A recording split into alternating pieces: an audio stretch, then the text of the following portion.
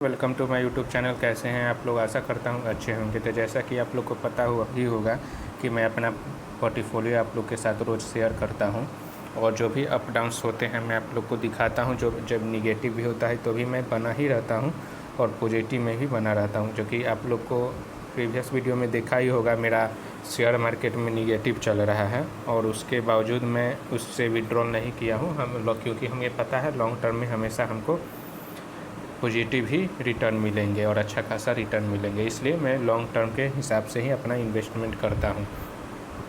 और चूँकि मेरा टारगेट है 1 करोड़ का 10 सालों में, तो मैं 10 साल तक तो वेट करूँगा ही अच्छे रिटर्न के लिए। 10 साल तक मैं विड्रॉल का तो सोचूंगा भी नहीं, चाहे जितना भी निगेटिव क्यों ना जाए।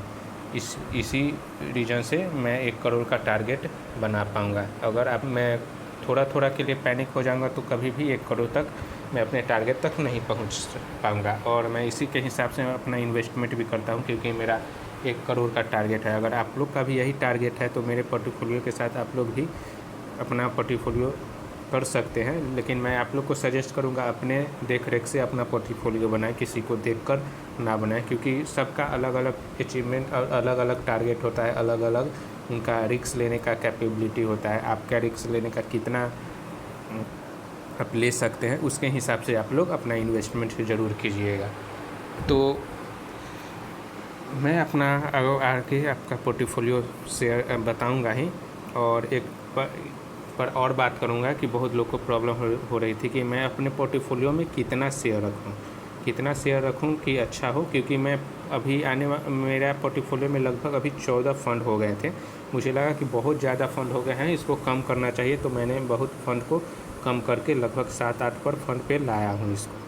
आप लोग को भी मैं बताऊंगा कितना पोर्टफोलियो रहना है, एक पोर्टफोलियो में कितना फ़ंड होना चाहिए। डिपेंड करता है आने वाले सभी लोग के ऊपर, लेकिन मैं फिर भी आप लोग को बताऊंगा।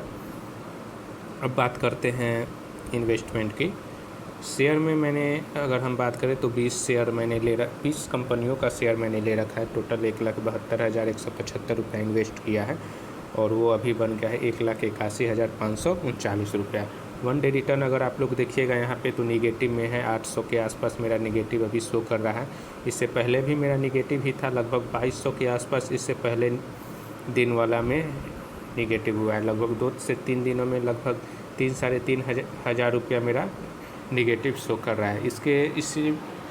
और इसमें होगा ही आने वाले समय में, कभी निगेटिव ही होगा, कभी पॉजिटिव भी होगा, तो इससे पैनिक नहीं होना है। लॉन्ग टर्म में हमेशा पॉजिटिव ही रिटर्न देखने को मिलेगा।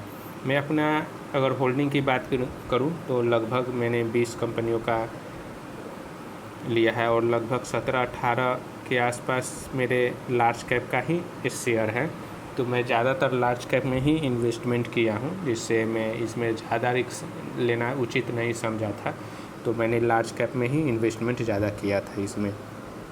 और आप लोग को भी सजेस्ट करूँगा, अगर शेयर मार्केट में अगर आप लोग इन्वेस्टमेंट करना है और तो लार्ज कैप के ही शेयर पे ही इन्वेस्ट कीजिए तो बेटर रहेगा। और आप लोग को एक्सपीरियंस हो जाए तभी स्मॉल कैप मिड कैप में आप शेयर में आइए। ऐसे म्यूचुअल फंड में आप स्मॉल कैप में भी ले सकते हैं, उसमें कोई नहीं है, लेकिन आप शेयर में आइएगा तो मैं सजेस्ट करूंगा लार्ज कैप में इन्वेस्ट कीजिए। अब बात करते हैं मेरे पोर्टफोलियो में कौन कौन से शेयर हैं। तो उस पर अगर हम बात करें तो CDSL है, HAL है, KPI एनर्जी है, सुजलॉन एनर्जी है, टाटा स्टील है, NHPC है, BSE है, एंजल वन है, SBI है, इन्फीबीम एवेन्यू है, टाटा पावर है, पीडीलाइट इंडस्ट्रीज है, HCL टेक्नोलॉजी है, विप्रो है, टाटा मोटर्स है, रेल विकास निगम है, IRFC है, इरकॉन इंटरनेशनल है, भारत डायनेमिक है, जयप्रकाश पावर है। तो ये सब मैंने शेयर ले रखा है, और इसको लॉन्ग टर्म के लिए मैंने ले रखा है। लॉन्ग टर्म में अच्छा ही रिटर्न देंगे ये लोग ये फ़ंड जो बहुत अच्छे फंड्स जो मैंने ले रखा है, अच्छे अच्छे कंपनियों का है। अब बात करते हैं म्यूचुअल फ़ंड में। तो म्यूचुअल फ़ंड में मैंने आप लोग को बता दूं कि ये जो 6 ऑर्डर्स जो हैं अभी हाल ही में मैंने स्किप किया इस शेयर को मैंने बहुत, क्योंकि मेरा पोर्टफोलियो में बहुत शेयर हो गया था, इसलिए मैंने बहुत शेयर को स्किप किया है। और जो मैंने 7-8 शेयर अपने पोर्टफोलियो में रखा है, इसमें से पैसा निकाल कर उसमें डालना है। तो मेरा यही टारगेट था। किसी को ये अच्छा लगेगा, किसी को बुरा लगेगा, उससे हमको डिपेंड नहीं करता है। मुझे जो अच्छा लगता है मैं उसके हिसाब से अपना इन्वेस्टमेंट करता हूँ। और बात की जाए कौन कौन से फ़ंड अभी मेरे फंड में है, अभी तो 1400 का है, लेकिन 2-3 दिन में ये 7-8 पे आ जाएगा। अगर 2,88,220 रुपया अभी करेंट वैल्यू दिखा रहा है। 2,69,000 मैंने इन्वेस्टमेंट किया था। टोटल रिटर्न की बात की जाए तो अभी तक 18,000 के आसपास मेरा रिटर्न लगभग 6.75% से रिटर्न मिला है। अभी 2 महीना भी नहीं हुआ है, ठीक है। बात कर जाए पोर्टफोलियो की तो Tata small cap fund, axis small cap fund, Tata small cap से को मैंने स्किप कर दिया है। एक्सिस स्मॉल कैप में अच्छा खासा इन्वेस्टमेंट किया है मैंने और इसको रखा हुआ हूँ मैं, और आने वाले समय में भी अच्छा खासा इन्वेस्टमेंट इसमें करूँगा। SBI स्मॉल कैप मेरा ऐसा ही चल रहा है क्योंकि इसमें लमसम तो है नहीं, इसको मैंने रखा है और आने वाले समय में अगर लमसम चालू होता है तो इसमें लमसम भी मैं करूँगा। HDFC मिड कैप में मैंने SIP और लमसम दोनों चल रहा है मेरा, और इसको लॉन्ग टर्म में मैं रखूँगा। इसमें अच्छा खासा इन्वेस्टमेंट भी आने वाले समय में करूँगा।